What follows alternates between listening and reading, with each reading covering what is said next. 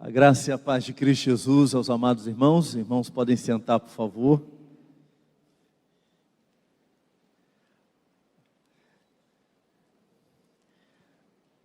É um prazer estar aqui com os irmãos nesta manhã. A minha esposa viria também, só que hoje ela está num encontro de mulheres, né? Houve acho que uma das nossas igrejas está realizando nesta manhã, aliás, durante o dia, um encontro. Eu não sei muito bem onde é, mas, eu acho que é Pastor Giovannini, lá na igreja do Pastor Giovannini. Houve um encontro e ela já tinha marcado assumir esse compromisso, então está lá com as nossas irmãs neste encontro. Mas eu fiquei muito feliz com o convite do pastor Robson, daquilo, né, para trazer uma palavra sobre o Evangelho e a Bíblia, esse estudo, porque este tema é um tema que arde muito no meu coração. A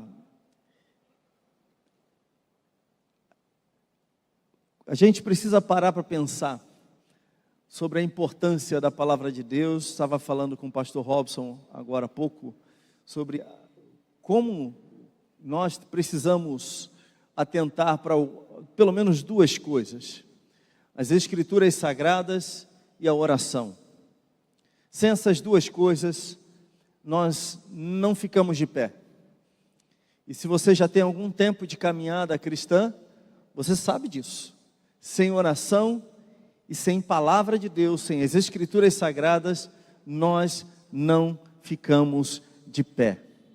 Podemos frequentar a igreja, podemos participar de eventos da igreja, podemos ficar contentes, alegres, animados, com um louvor, uma música, com alguma atividade da igreja, mas o que vai sustentar, o que sustenta a vida de um crente as Escrituras Sagradas, são as Escrituras Sagradas e a oração. O versículo que foi lido aqui, logo no início: desvenda os meus olhos para que eu contemple as maravilhas da tua lei. É um versículo belíssimo. A gente passa por muitos versículos na palavra de Deus, lê muitas coisas, e de vez em quando a gente se pega e fala: meu Deus do céu. E foi isso que aconteceu comigo aqui, quando o irmão pediu para a gente ler e reler o texto. Eu me vi e falei assim: meu Deus, eu já li este salmo sei lá quantas vezes. Eu procuro manter o hábito de ler a Bíblia toda pelo menos 2 vezes ao ano, e meu pai, eu já passei por aqui e nunca fui tão arrebatado por este texto como está sendo agora, né? E eu recomendo aos irmãos, depois, em casa, se debruçar sobre este verso mais uma vez e fazer deste verso a oração dos irmãos, né? Antes dos irmãos dormirem, voltem para este verso mais uma vez.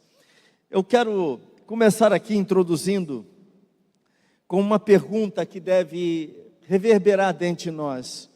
Qual a importância do nosso tema, desse tema ser tão importante para a nossa vida? O Evangelho e a Bíblia. Qual a importância disso? Eu digo que muitos cristãos têm uma visão bíblica muito fragmentada, bem fragmentada, ignorando a mensagem do Evangelho em toda a Escritura. E quando digo fragmentada, eu me refiro ao seguinte aspecto: alguns olham para a palavra de Deus, para as Escrituras Sagradas, e imaginam alguma coisa assim. Bom, no Antigo Testamento nós temos algumas lições práticas de conduta, algumas questões morais, como é que eu devo proceder numa ou noutra situação. E no Novo Testamento nós temos, aí sim, a mensagem do Evangelho, a mensagem de salvação. Não são poucos aqueles que olham para o Antigo Testamento e para o Novo Testamento e entendem como livros muito separados. Aqui temos a lei, aqui nós temos a graça. É dessa forma que nós separamos a Bíblia. É ou não é? Nós aprendemos isso, lemos assim, e essas coisas ficaram, essa maneira de olhar a Bíblia ficou muito forte dentro de nós. No Antigo Testamento temos a lei, no Novo Testamento nós temos a graça, e aí a separação que fazemos é, no Antigo Testamento nós temos coisas ligadas à lei, o que eu posso e o que eu não posso fazer, a maneira como eu devo viver e praticar, as questões morais de uma sociedade, é assim que vemos. E no Novo Testamento, ali sim, no Novo Testamento nós temos a mensagem de Cristo Jesus, a mensagem da salvação. Mas não é assim. Infelizmente nós vemos esse tipo de coisa nas pregações, nos púlpitos e na maioria dos cristãos. O nosso tema aqui está dentro do campo que nós chamamos de teologia bíblica, que é o estudo da unidade da mensagem da Bíblia. A teologia bíblica examina o desenvolvimento da história bíblica do Antigo Testamento para o Novo Testamento. Ela busca descobrir essas inter-relações entre essas duas partes. Profecia, lei, narrativa, provérbios de sabedoria e visão apocalíptica estão todos relacionados à vinda do Senhor Jesus de maneira muito bem identificável. A teologia bíblica, portanto, é uma abordagem metódica que visa mostrar essas relações a fim de que se compreenda o Antigo Testamento como escrituras cristãs. Ela vai nos ajudar nisto. E aqui eu quero trazer um primeiro ponto. O Antigo Testamento é a palavra de Deus sobre Cristo. Eu creio que isso está aqui. O Antigo Testamento é a palavra de Deus sobre Cristo. Meus irmãos, para que possamos compreender adequadamente o Antigo Testamento, é fundamental sabermos que Jesus, os apóstolos e todos os demais autores neotestamentários o consideravam de algum modo um livro acerca de Jesus. Encontramos na Bíblia uma série de passagens que indicam, que falam sobre isso. O testemunho do Novo Testamento é que Jesus é o cumprimento do Antigo Testamento. Numa outra maneira de dizer isso, o Antigo Testamento diz a respeito de Jesus. E aí nós temos textos como Lucas capítulo 24, versos 25 a 27, que nos diz: então ele lhes disse, como vocês são insensatos e demoram para crer em tudo o que os profetas disseram. Não é verdade que o Cristo tinha de sofrer e entrar na sua glória? E começando por Moisés e todos os profetas, explicou-lhes o que constava a respeito dele em todas as Escrituras. Notaram? A explicação de tudo que estava nos profetas, no próprio Moisés, tudo isso falando a respeito de Jesus.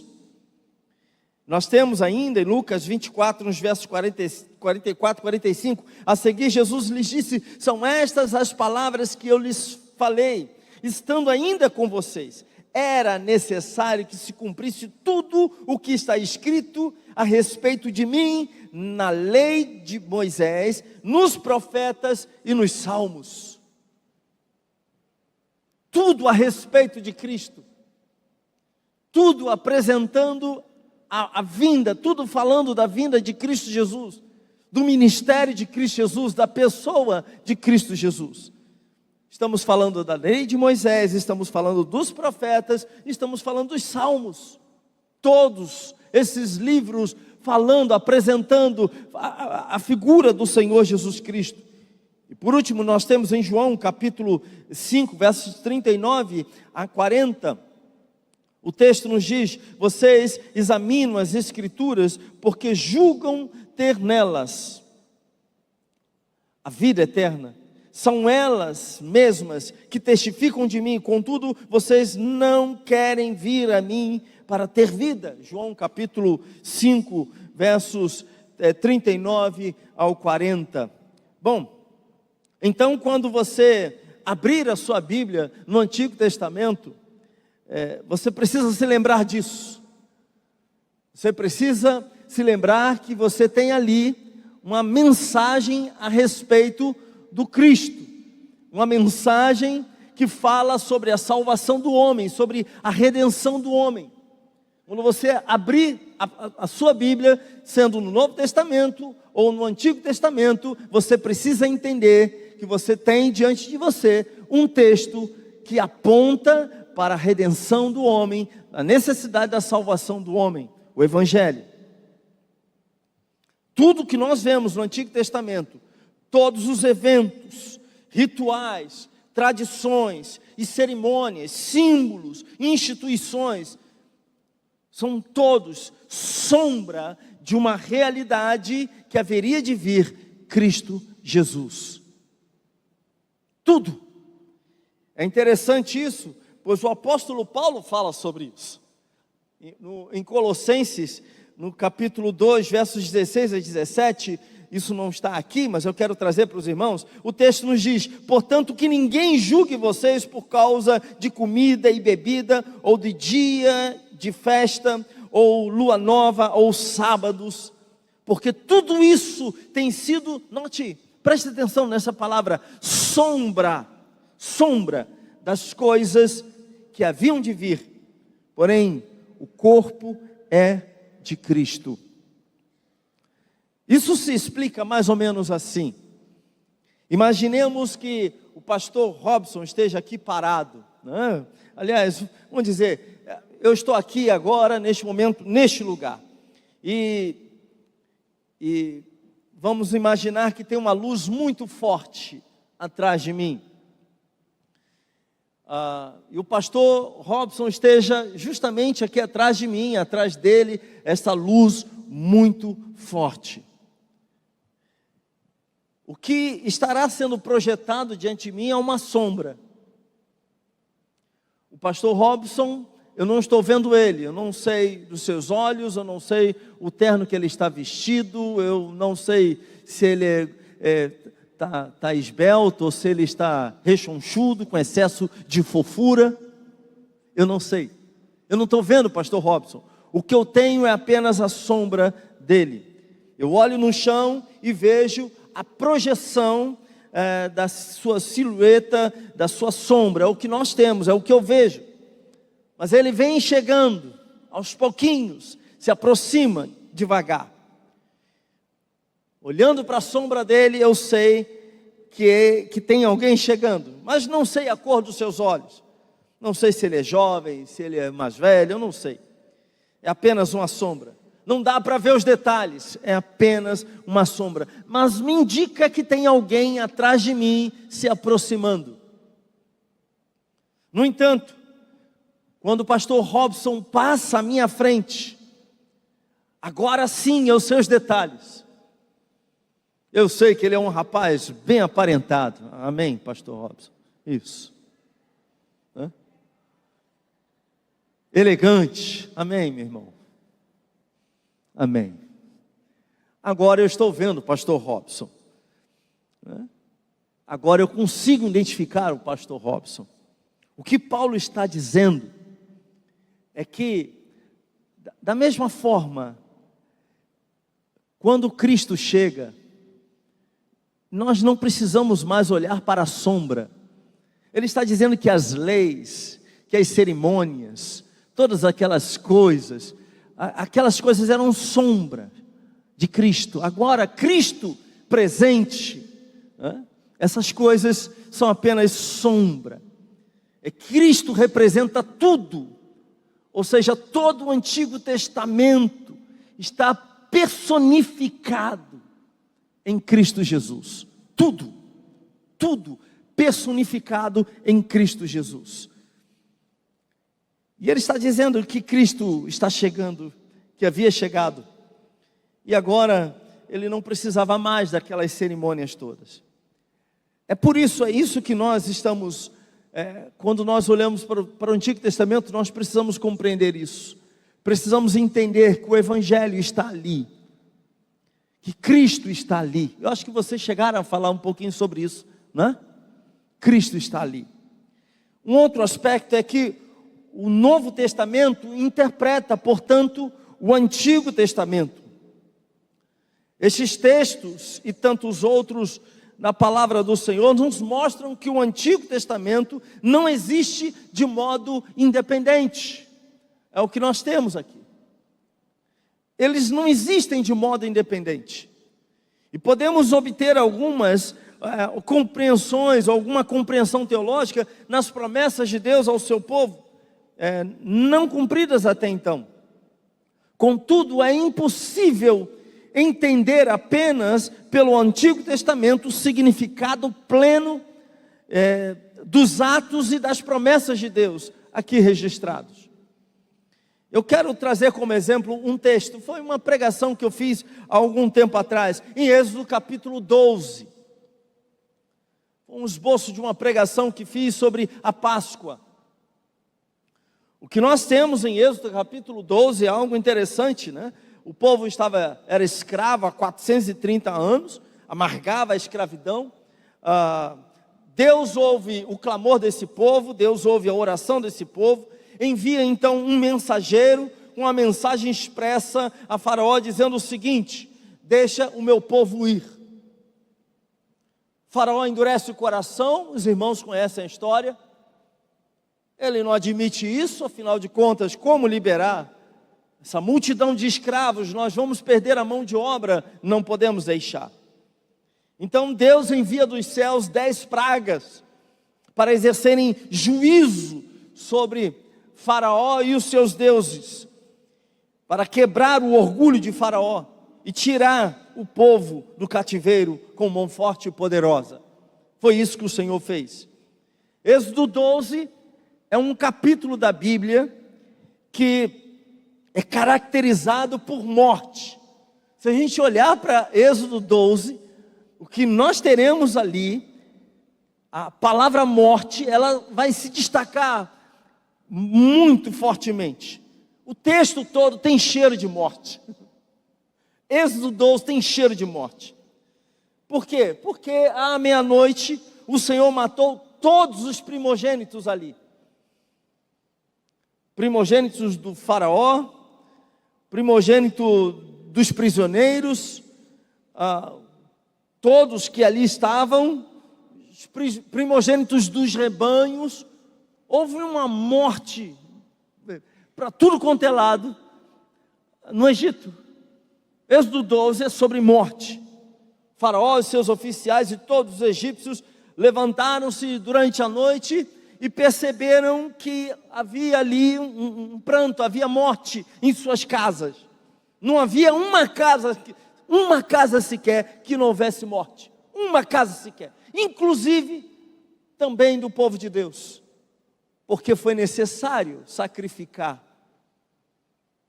ali um animal. A Páscoa, e aí o que nós vemos é que ela inicia dos versos 1 ao verso 3, ela inicia uma nova vida para o povo, porque ela inaugurava ali um novo calendário, era o que estava sendo dito, né? E notem isso, que na nossa vida também, quando nós nascemos de novo, quando nós morremos para o pecado e passamos a viver para Deus, inauguramos também uma nova era na nossa vida, um novo momento na nossa vida. Agora somos novas criaturas, como o apóstolo Paulo fala.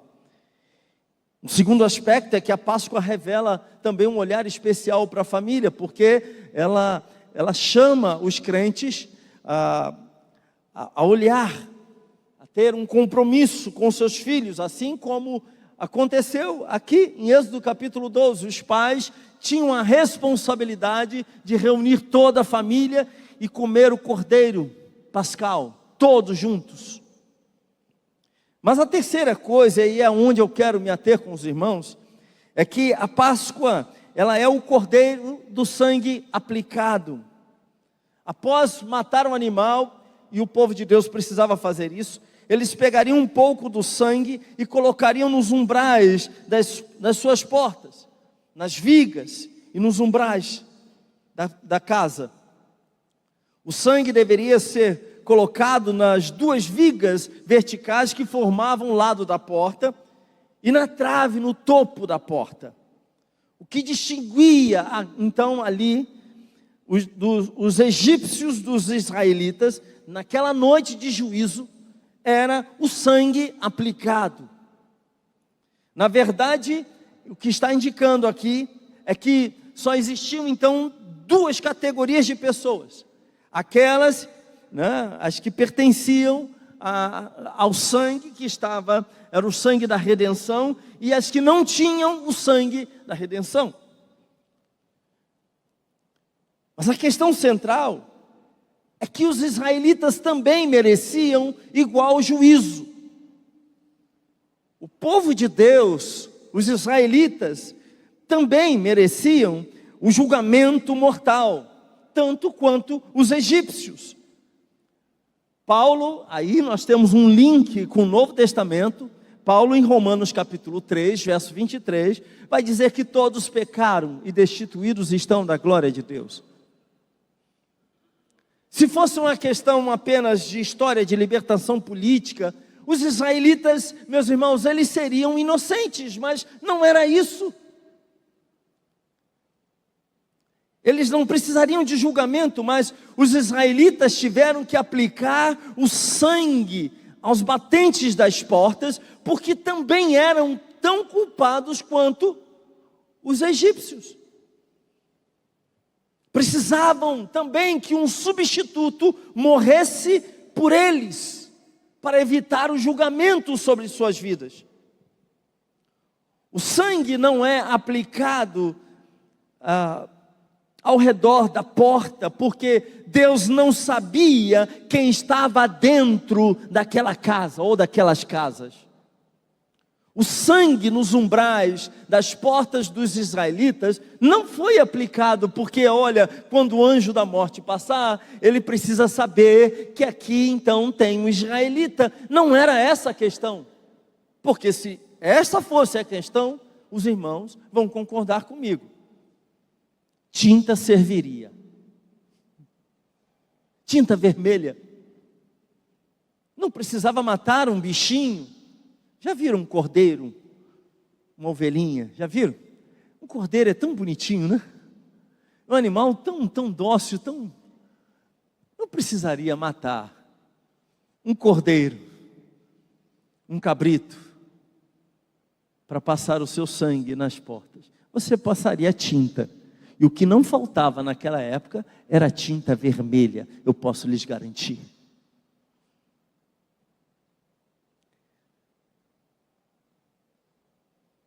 O Senhor sabia que havia ali pecadores. Mas um detalhe é que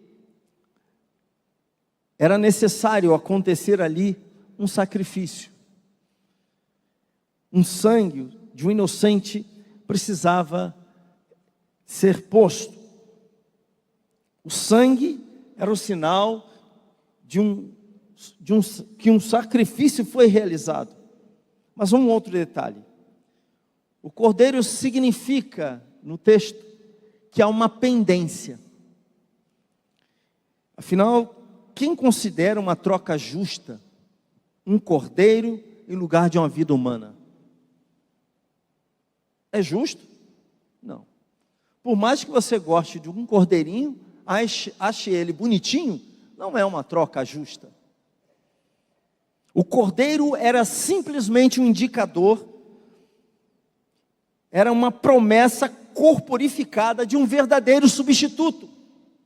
Os irmãos estão compreendendo uma relação interessante de um texto em Êxodo com aquilo que acontece no Novo Testamento, nos evangelhos em especial? A Páscoa, ela simboliza em Êxodo capítulo 12, um ato maior de redenção. Mais de 1 milênio depois, quando essa pendência ainda aguardava uma resolução, João Batista, ele vê Jesus e ele diz, o quê? Lá em João capítulo 1, verso 29, ele vai dizer, eis o Cordeiro de Deus, que tira o pecado do mundo. 1 milênio depois, mais de 1 milênio depois, em Êxodo 12, um cordeiro é sacrificado.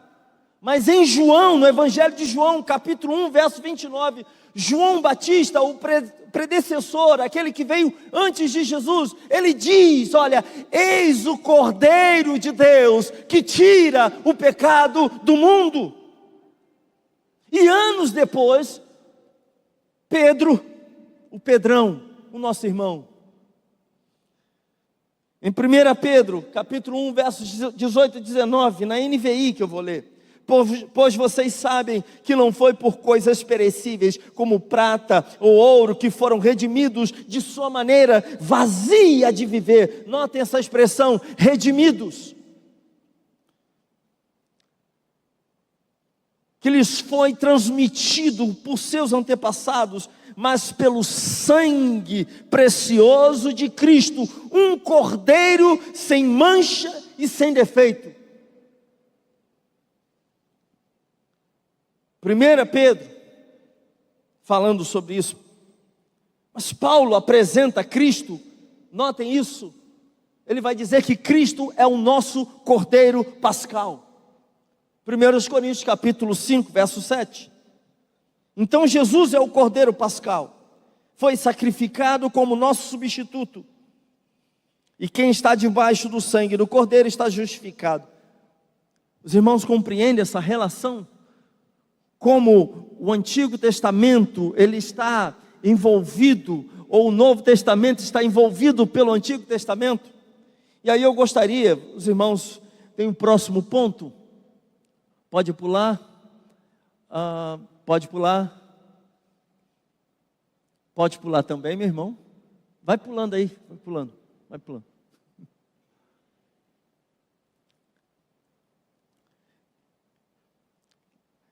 Pula mais alguma, vamos para o terceiro ponto, que está escrito, a revelação progressiva de Deus e dos seus propósitos para a salvação do seu povo, que é o terceiro ponto.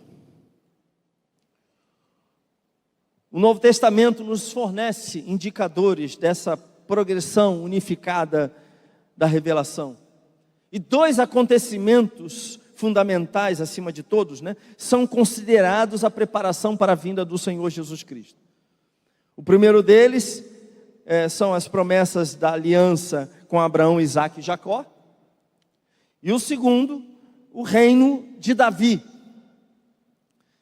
São 3 pessoas, Abraão, Davi e no caso Jesus, unem os propósitos e atos da salvação de Deus numa única grande obra de salvação. Alguns exemplos dessa perspectiva neotestamentária do Antigo Testamento nos são suficientes. Primeiro, a promessa do anjo a Maria a respeito de Jesus, ela é: este será grande e será chamado Filho do Altíssimo. Deus, o Senhor, lhe dará o trono de Davi, seu pai. Ele reinará para sempre sobre a casa de Jacó, e o seu reinado não terá fim.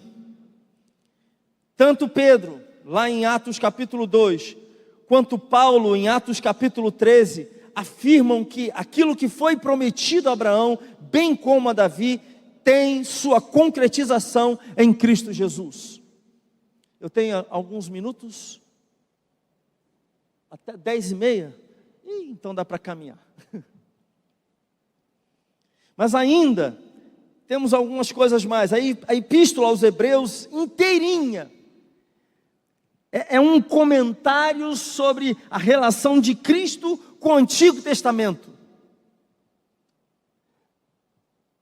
Leia Hebreus, gaste algum tempo estudando Hebreus, e os irmãos verão que toda a epístola é uma relação do próprio Cristo com o Antigo Testamento.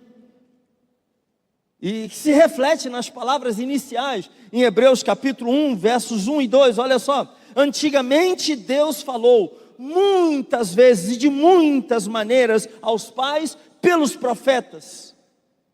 E aqui envolve Moisés também. Mas nestes últimos dias nos falou pelo Filho, a quem constituiu o herdeiro de todas as coisas e pelo qual também fez o universo.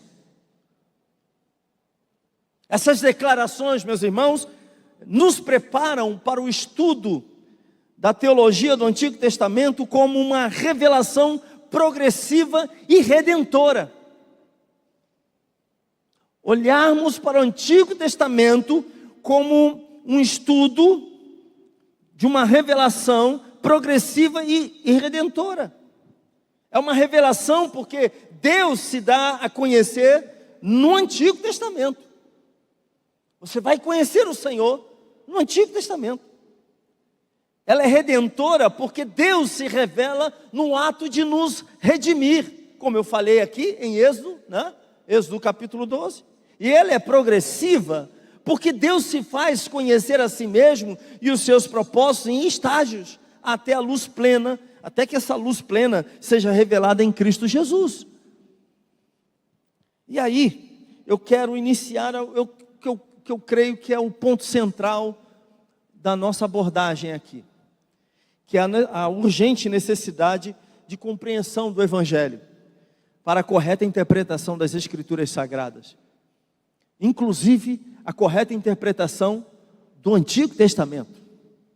Porque eu volto a dizer, se nós não compreendermos o que é o Evangelho, se nós não tivermos uma visão adequada do que é o Evangelho, do que toda a palavra de Deus apresenta como Evangelho, nós vamos interpretar erroneamente o Antigo Testamento e o Novo Testamento. A doutrina do Evangelho, ela representa o coração pulsante da nossa fé. Ela é a mensagem central que emana das páginas das Escrituras Sagradas. O termo Evangelho, os irmãos já sabem. Sabem ou não sabem? O que significa o Evangelho? Quem sabe aqui? Boas novas. E as boas novas significa literalmente boas novas. E na perspectiva cristã, refere-se à notícia mais extraordinária e transformadora que a humanidade poderia receber. A mensagem da salvação providenciada por Deus através da pessoa e obra do seu Filho Jesus Cristo. A teologia reformada, meus irmãos, profundamente arraigada no que a gente chama de sola escritura, né? Acho que os irmãos já ouviram falar, somente a Escritura dedica atenção primordial à correta compreensão e proclamação deste Evangelho, pois nele reside o poder de Deus para a salvação de todo aquele que nele crê, todo aquele que crê. Romanos capítulo 1, verso 16. Sem o Evangelho não tem transformação do homem. Sem o Evangelho, sem a proclamação adequada do Evangelho, não existe transformação de coração. A pessoa pode frequentar uma igreja, a pessoa pode estar dentro de uma igreja durante a sua vida inteira, mas ela não será transformada se o Evangelho não for pregado, se o Evangelho não chegar ao seu coração. Mas lógico, há um detalhe aí. Eu creio que alguns aqui já ouviram falar de pessoas que passaram algum tempo dentro de igrejas onde o Evangelho não é pregado, e de maneira clara, objetiva, onde não há a ênfase do Evangelho, você vai encontrar alguns elementos, porque a pessoa passa ali, não porque queira expor o Evangelho, mas a pessoa vai usar o Evangelho, ou pontos do Evangelho, apenas como desculpas, para dizer aquilo que ela quer dizer. Mas você vai tomar conhecimento de pessoas que andaram por essas igrejas, e nessas igrejas acabaram tendo um encontro com Cristo. Quem já ouviu falar disso aí? Eu tenho lá na igreja um santo varão, um homem de Deus, sabe, homem de Deus com H maiúsculo, um santo varão, que teve um encontro com Cristo numa dessas igrejas, saiu de lá chorando. Eu perguntei para ele, brinquei com ele, como? Ele falou assim, não sei, pastor, eu sei que um dia alguém falou lá de Jesus e meus olhos abriram e eu falei, ai meu Deus do céu, e comecei a correr atrás de Deus, eu estava a ponto de tirar a minha vida, e Cristo transformou o meu coração, mudou a minha história. Pois é, Deus faz isso, mas nós precisamos anunciar o Evangelho, pois ele é o centro de todas as coisas, e a íntima relação entre a Escritura e o Evangelho, meus irmãos, é inegável. A Bíblia é a fonte autoritativa que nos revela o conteúdo do Evangelho, enquanto o Evangelho é o tema central que unifica e dá sentido a toda a Escritura.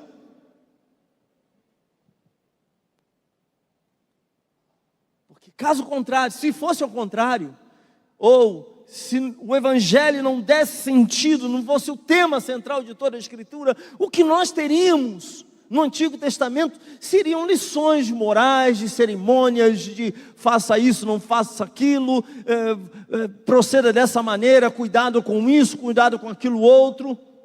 Não seria assim? Seria. Os reformadores lutaram não apenas para restaurar a autoridade da Bíblia, mas também, e talvez principalmente, para resgatar a pureza do Evangelho, que havia sido obscurecida por séculos de tradições e acréscimos humanos, e precisaram, portanto, voltar para as Escrituras Sagradas, reavaliar, analisar, estudar as Escrituras Sagradas, o que os irmãos estão fazendo aqui nesses dias.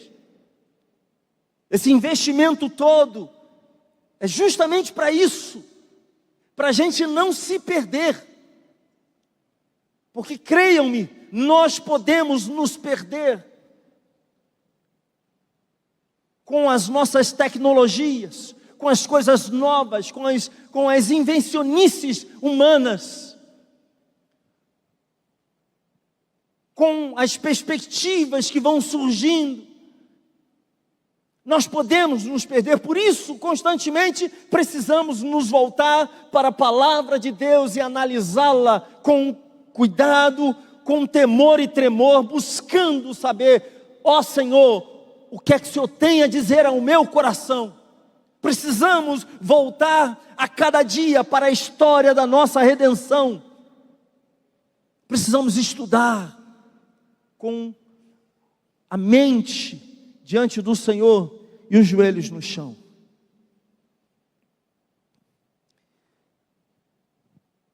Doutrinas como a justificação pela fé somente, sola fide, a salvação pela graça somente, sola gratia, e a centralidade de Cristo, solos Christus, foram descobertos ou redescobertos e proclamados com vigor, redefinindo a compreensão da relação entre Deus e o homem. Agora, a definição e o conteúdo central do Evangelho, meus irmãos, o Evangelho em sua essência é o anúncio das boas novas concernentes a Cristo. Não se trata primariamente de um código moral, como eu tenho falado aqui, um sistema filosófico ou um programa de autoajuda, não é isso. Nós temos aí igrejas que estão prostituindo a palavra de Deus, usando as Escrituras Sagradas como se fosse apenas um livro de autoajuda, para promoção. Você quer ser bem sucedido? Então venha para o culto e você vai ouvir uma palavra.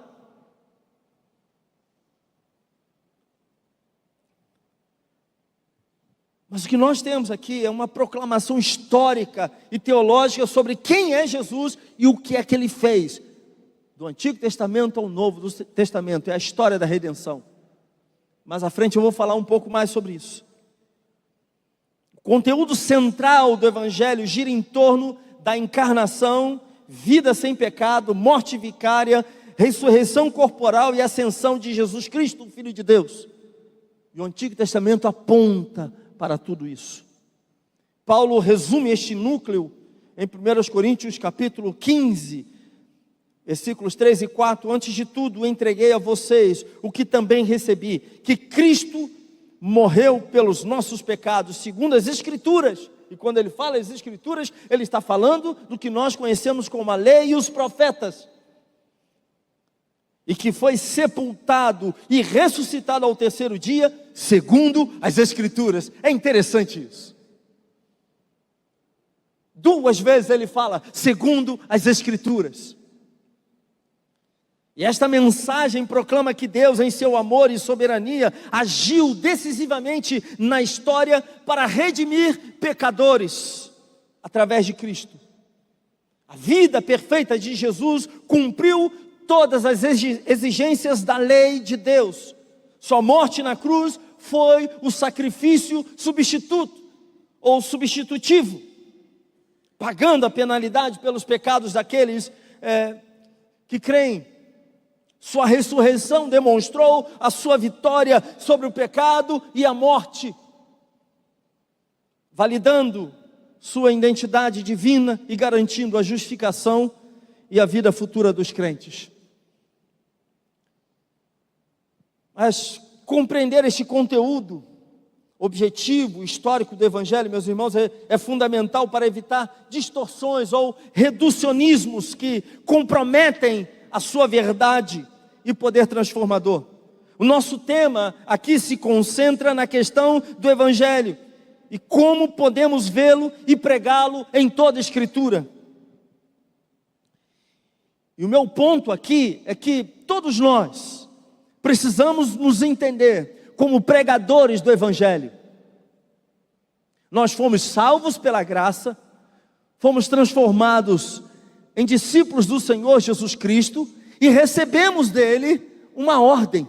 Que ordem foi essa? Ide. Ide o quê? E fazer o quê? Todos nós. Todos nós. E aqui eu quero chamar a atenção para um ponto. Eu falo isso lá na igreja, de vez em quando. O que acontece muitas vezes é que pessoas, quando acham que querem pregar o Evangelho para alguém, chama essa pessoa que ela quer que seja evangelizada e leva para a igreja para que o pastor pregue para ela. O que acontece muito, não vocês aqui, é só o pessoal lá da Tijuca, é que ao invés de pregar o Evangelho, a gente transfere isso para outras pessoas. O que a gente está fazendo por vezes quando traz alguém para a igreja é um pré-evangelismo. Porque o evangelismo exigirá de nós que nós falemos da situação do homem, falemos do próprio Deus. Eu vou especificar um pouco mais isso aqui. Falemos a respeito do pecado, falemos a respeito de Cristo, falemos a respeito da necessidade de arrependimento. O evangelismo, de fato, a pregação de fato do Evangelho só acontece quando nós apresentamos essas coisas.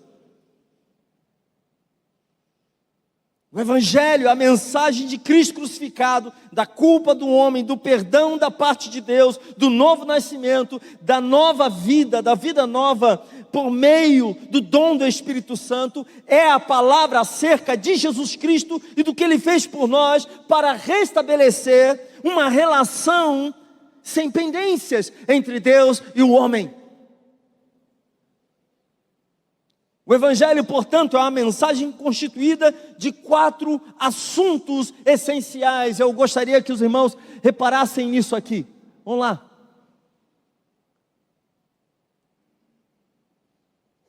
Vai lá, varão. Isso, obrigado, isso aí. Olha aí.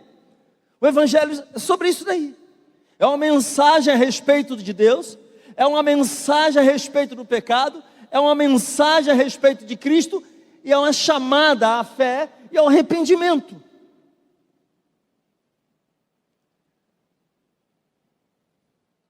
O primeiro ponto, o Evangelho é uma mensagem a respeito de Deus. O Evangelho nos diz quem é Deus, qual é o seu caráter, quais são os seus padrões e as suas exigências. O Evangelho nos diz que devemos nossa existência a Deus, que para o bem ou para o mal, estamos nas mãos de Deus, estamos sob a supervisão de Deus, que fomos criados para adorar e servir a Deus, para proclamar o seu nome e viver para a sua glória. A pessoa a qual nós estamos evangelizando precisa entender isso. E enquanto essas coisas não forem assimiladas, o restante do evangelho não parecerá nem convincente, nem relevante. Aliás, por causa de uma má compreensão a respeito de Deus, é que nós vemos tanta gente determinando isso, determinando aquilo. Eu ordeno que Deus vai fazer isso, Ele vai ter que fazer. Deus, você tem que fazer. Eu sou teu servo, eu sou teu filho, eu sou o Evandrão.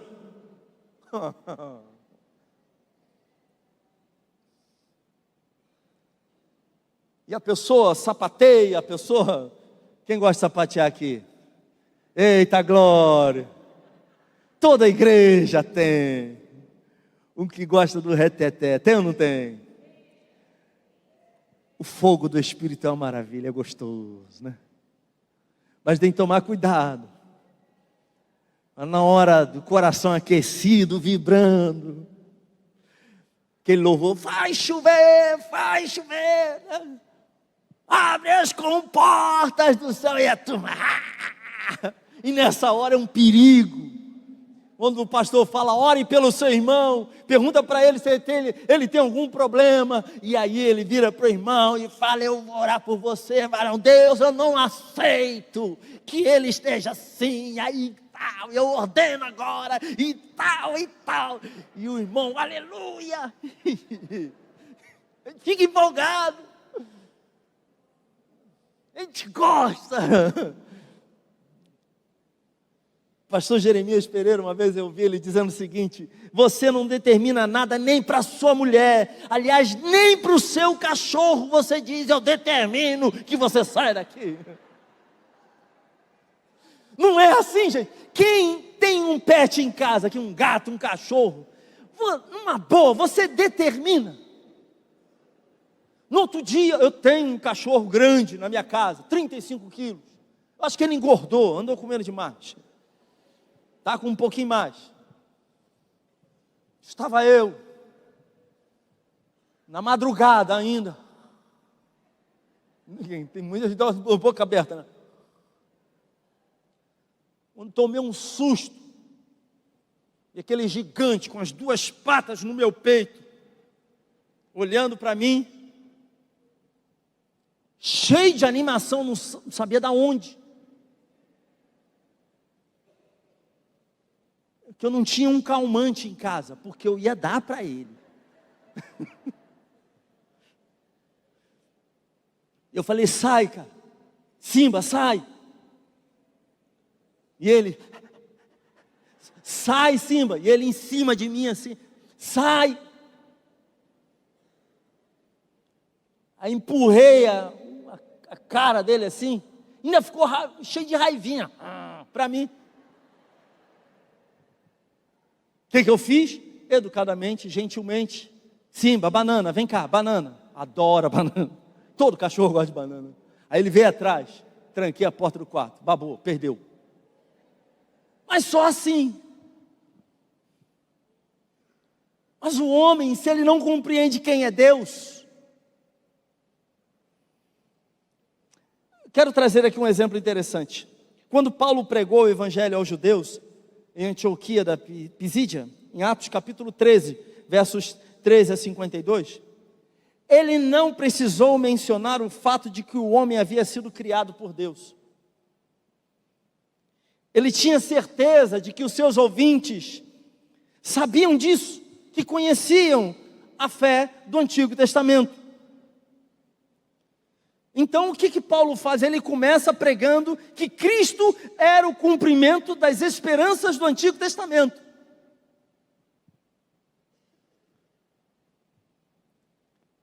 Paulo sabia que o judeu, o israelita, ele não tinha problema com a questão da pessoa de Deus. O judeu para o judeu e para o israelita, gente, Deus matou, Deus matou, está tudo bem. Deus deu vida, está tudo bem. Deus se irou, está tudo bem, está tudo certo. Na cabeça dele, ele sabe, essa questão da imagem de Deus, da pessoa de Deus, ele já tinha o Antigo Testamento, ele já conhecia a lei e os profetas, isso não era problema para ele. Então Paulo começa pregando a respeito, dizendo que Cristo era o cumprimento. No entanto, quando Paulo pregava aos gentios, que não tinham conhecimento nenhum do Antigo Testamento, ele então precisava voltar e mais atrás e pregar que o homem fora criado por Deus. Ele precisava ir lá atrás. Para os judeus não, os judeus já sabiam disso. Vamos pular essa parte, vocês já sabem disso. Eu quero falar agora daqueles que vocês estão olhando, ficam olhando para as sombras, e ele já chegou, ele já está aí. Mas quando a pessoa não conhecia, quando ele falava aos gentios, ele precisava ir um pouco mais atrás e pregar que o homem fora criado por Deus. Por isso, quando os atenienses lhe pediram que explicasse a sua mensagem sobre Jesus e a ressurreição, ele lhes falou primeiramente sobre Deus como Criador e mostrou para essa gente o propósito, porque o Senhor fizeram o homem. Atos capítulo 17, se vocês abrirem, forem rápidos de Bíblia. Quem é rápido de Bíblia aqui? Atos 17. Se for lá no Antigo Testamento, eu vou ficar chateado. Atos 17, versos 22 a 28. Olha o que nos diz o texto. Então Paulo, levantando-se no meio do Areópago, disse: senhores atenienses, percebo que em tudo vocês são bastante religiosos, porque andando pela cidade, observando os objetos de culto que vocês têm, encontrei também um altar no qual aparece a seguinte inscrição: ao Deus desconhecido. Pois esse que vocês adoram sem conhecer é precisamente aquele que eu lhes anuncio. O Deus que fez o mundo e tudo que nele existe, sendo Ele o Senhor do céu e da terra, não habita em santuários feitos por mãos humanas, nem é servido por mãos humanas, como se precisasse de alguma coisa, pois Ele mesmo é quem a todos dá vida, respiração e tudo mais. De um só homem fez todas as nações para habitarem sobre a face da terra, havendo fixado os tempos previamente estabelecidos e os limites da sua habitação, para buscarem a Deus, se porventura tateando o possam achar, ainda que não esteja longe de cada um de nós, pois nele vivemos, nos movemos e existimos, como alguns dos poetas de vocês disseram, porque dele também somos geração. Vocês notaram aqui a sabedoria do apóstolo Paulo? Ele começa dizendo, percebo que em tudo vocês são bastante religiosos. Ele não chega chutando a canela dos atenienses. Ele não chega dizendo: miserável pecador, ouça aquilo que eu tenho para dizer. Não. Ele começa elogiando. Vem num tom de elogio, né? Uma palavra elegante. Sei que vocês são muito religiosos, têm conhecimento. Andando pela cidade, eu percebo aqui, né? Eu percebo objetos de culto que vocês têm. E aí Paulo pega um link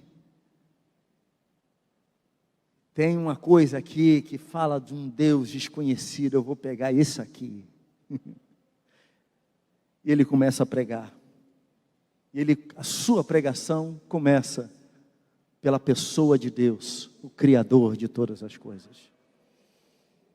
O Evangelho, meus irmãos, portanto, começa pelo ensino de que como criaturas somos dependentes de Deus e de que Ele, como Criador, tem um direito absoluto sobre nós. A razão de termos tanto crente mimimi é porque não compreendeu quem é Deus de verdade. Não ouviu, não aprendeu, não leu, não estudou, não se deteve nas Escrituras Sagradas, não olhou para o Antigo Testamento, não olhou para o Novo Testamento, não teve essa compreensão da figura de Deus Pai. E somente quando nós aprendemos isso, podemos perceber de fato o que é o pecado. Podemos entender as boas novas da salvação do pecado. É necessário sabermos o que significa chamar Deus de Criador, antes de podermos assimilar o significado de falar sobre Ele como nosso Redentor. Nada pode ser obtido por meio de uma mensagem sobre o pecado e a salvação, se em algum nível essa lição preliminar não for aprendida. Deus é o Criador de todas as coisas. Ele tem o direito sobre todas as coisas. Se Ele quisesse acabar com tudo e com todos, Ele poderia. Ele é o Criador. Sabe quando a gente ouve alguma coisa assim, do tipo,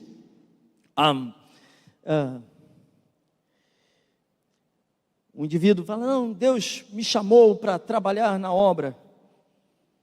Pastor Robson falou que estava orando junto com os demais pastores e o bispo Rubem. E nós temos aí algumas áreas da igreja e eles estavam orando e vieram falar comigo sobre determinado trabalho. Vamos imaginar aqui a Escola Bíblica Infantil. Vocês dão o nome aqui de quê? De Escola Bíblica Infantil também? Também. Sabe que eu até senti no meu coração alguma coisa, meu coração até vibra um pouquinho para esse lado aí, eu acho que é um meu chamado mesmo, mas eu não quero não, sabe? Quero me envolver com as coisas de Deus agora não, estou muito afim não. Mas por quê? Cuidar de criança é sinistro.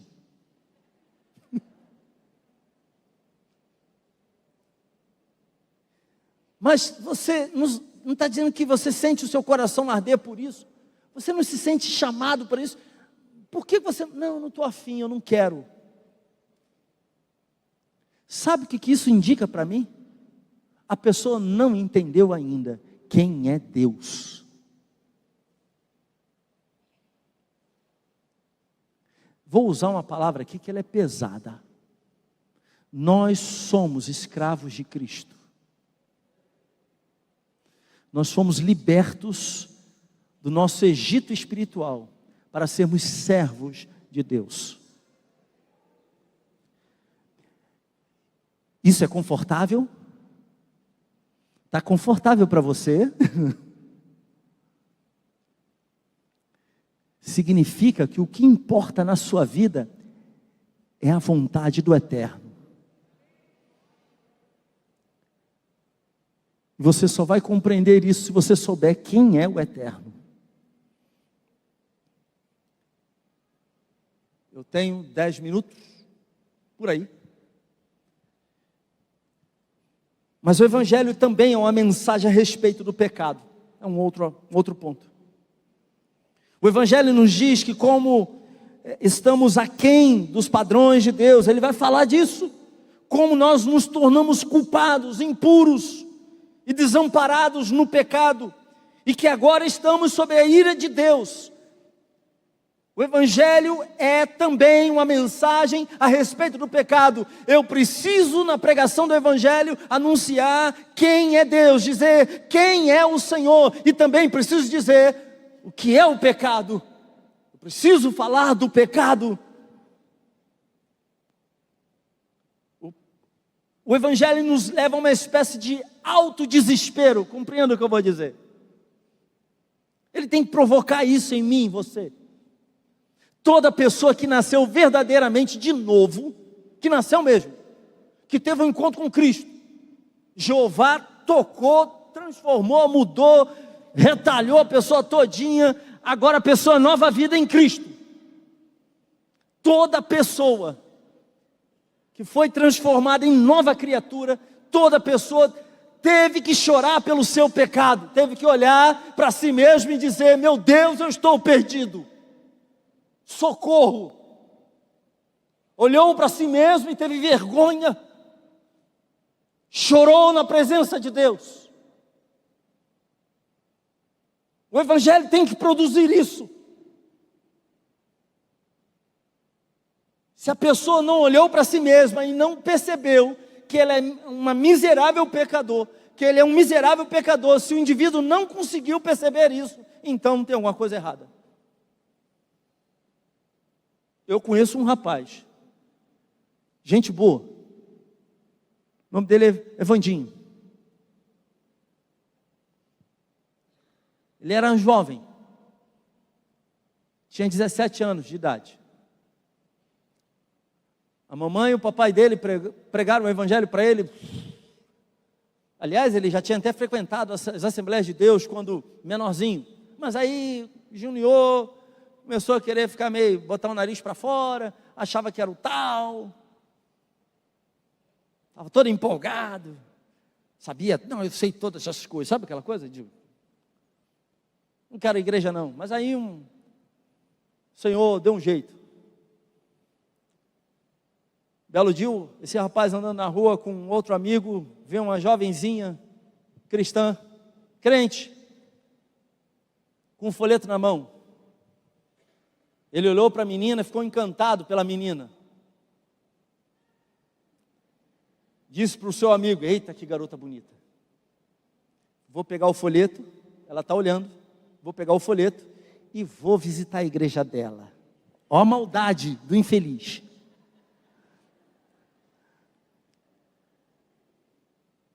Era um domingo. Saímos, fomos no cinema e tal, e à noite, vou na igreja, vamos comigo? Ele olhava para mim: Evandro, não, vamos lá, a gente vai gostar. É a igreja da minha mãe, eu estou vendo aqui que é a igreja que a minha mãe frequenta. E eu fui lá, entrei na igreja. A igreja não era como essa aqui, era uma igreja desse tamanho. Quando eu entrei, os olhos de águia já procurando a menina. Queria nada com Deus. Procurando a menina, achei a menina. Ela me viu também. Eu não sei como ela não teve torcicolo naquele dia, né? Ela deve ter saído da igreja assim. Eu não prestei atenção na mensagem. Eu já tinha ouvido minha mãe falar, minha mãe pregava para mim, minhas tias, era o tempo todo. O tempo todo. Mãe, já sei, aquela coisa toda. Mas naquele dia, Deus queria algo comigo. Eu ouso dizer que Deus me pegou numa curva. Você acha que é esperto? Eu vou conduzir você. Eu ali sentado, prestando atenção na menina, olhando para a menina, o pastor lá na frente pregando, eu não sei o que ele pregou, não sei que texto, não tenho a menor ideia. Eu só sei de uma coisa: ele acabou a pregação e disse: curve a sua cabeça. E todos de cabeça curvada, e eu curvei a minha cabeça. De repente, aconteceu alguma coisa. Jeová visitou o coração do miserável pecador. E eu comecei a chorar, e eu não parava de chorar, e Deus inundava o meu coração. O que é isso? O que está acontecendo comigo? Enxugando as lágrimas, com vergonha. vão olhar para mim, eu tentando me esconder no canto, e cada vez que o pastor perguntava: você quer receber Jesus como seu Senhor e Salvador? Levante a sua mão. Eu levantava a minha mão, falei: que é isso que está acontecendo comigo? Foram 5 vezes ele perguntando, 5 vezes o tal de Vandinho levantou a mão para Jesus.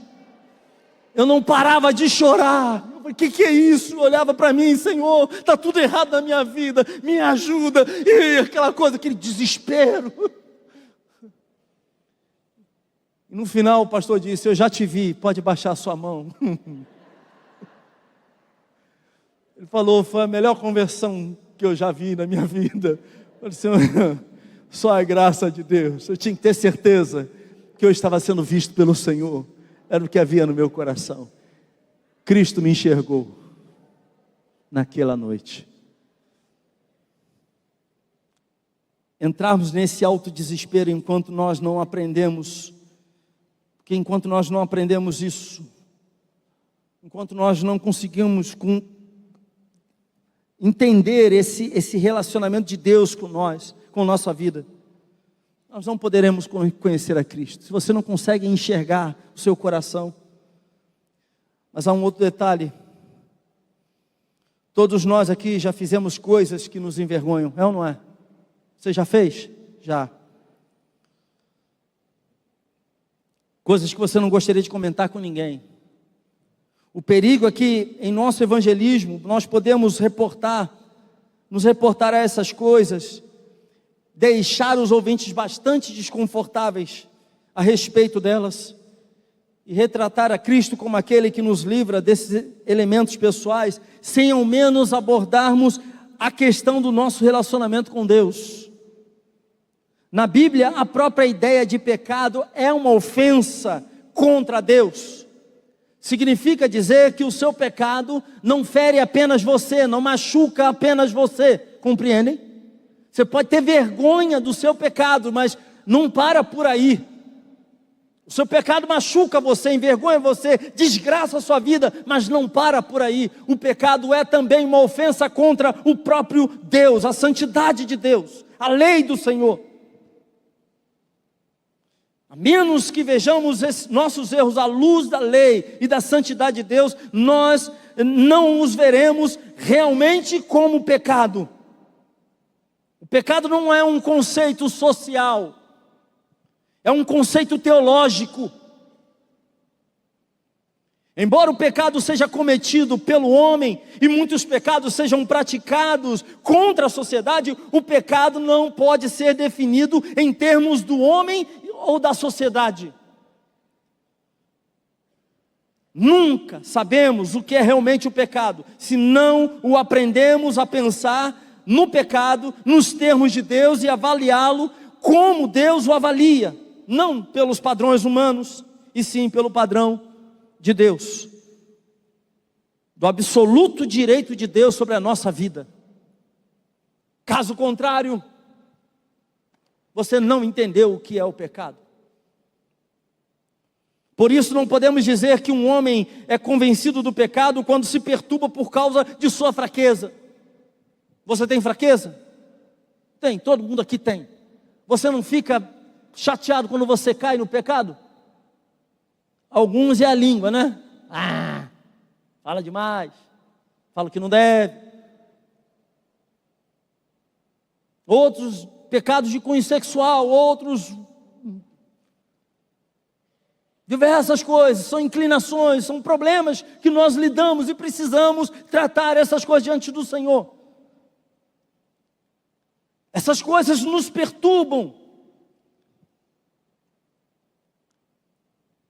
Mas a convicção de pecado não significa apenas sentir-se infeliz por conta das suas falhas e de sua incapacidade de satisfazer as exigências da vida.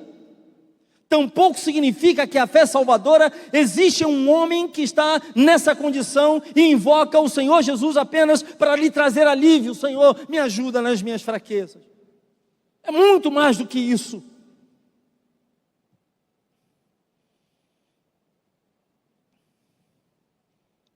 Nós não estaríamos pregando o Evangelho se tudo o que fizéssemos fosse apresentar a Cristo em termos das nossas necessidades sentidas? Você está feliz? Quer ter paz de espírito? Você acha que falhou, quer um amigo? Então venha a Cristo. Você não está pregando o Evangelho. Os irmãos estão compreendendo? Como se o Senhor Jesus fosse considerado um mega, super, hiper psiquiatra, que tivesse uma varinha mágica para solucionar todos os problemas. Ser convencido do pecado significa não somente sentir que você é um fracasso total, mas também compreender que você tem ofendido a Deus, tem zombado da autoridade de Deus, tem desafiado o próprio Deus e agido contra Ele e vivido no erro. Pregar a Cristo significa apresentá-lo como aquele que, por meio da sua cruz, colocou o homem no relacionamento correto com Deus. Foi necessário que Cristo sofresse a ira divina em seu corpo, no nosso lugar, para que pudéssemos então ter um relacionamento correto com Deus. Eu quero encerrar aqui. Eu já passei 1 minuto. O pastor Robson já está fazendo as suas anotações. O pastor Evandro passou 1 minuto.